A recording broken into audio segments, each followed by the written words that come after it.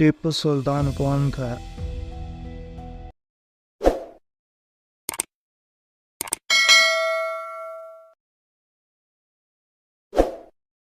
नवंबर 1750 में जनूबी बरसगीर की रियासत मैसूर के हाकिम हैदर अली के यहाँ एक बेटा पैदा हुआ जिसका नाम टीपू रखा गया। इन्हीं टीपू सुल्तान को दुनिया आज शेर मुसव्वर की किताब से पहचानती है। टीपू सुल्तान अपनी शहादत तक 1782 से 1799 रियासत मैसूर के हाकिम रहे। वो एक दानिशवर, मुतब्बिर, सियासतदान, सिपाही और शायर भी थे।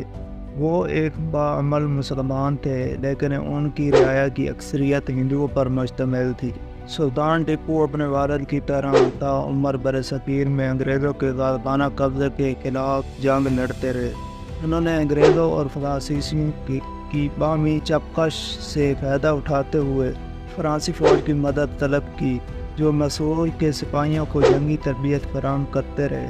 सुल्तान टीपू ने अंग्रेज़ों के ख़िलाफ़ जद्दोजहद टेक्नोलॉजी यानी बारूद और राकेटों का इस्तेमाल भी किया। इन जंगों में निज़ाम हैदराबाद और मरने अंग्रेज़ के हलीफ थे। सुल्तान टीपू के एक गद्दार वज़ीर मीर सादिक और उसके खरीदे गए सिपाहियों की वजह से रियासत मैसूर की फ़ौज को जंग सिरंगा पंटम में शिकस्त हुई। इस जंग में टीपू की शहादत के बाद ही अंग्रेज़ों की बरसगीर पर मुकम्मल कब्ज़े की ख्वाहिश पूरी हो सकी। टीपू सुल्तान की तमाम ज़िंदगी इनके इस मुकालबे की ऐनत वार थी कि शेर एक दिन की ज़िंदगी गीदड़ की 100 साल ज़िंदगी से बेहतर है।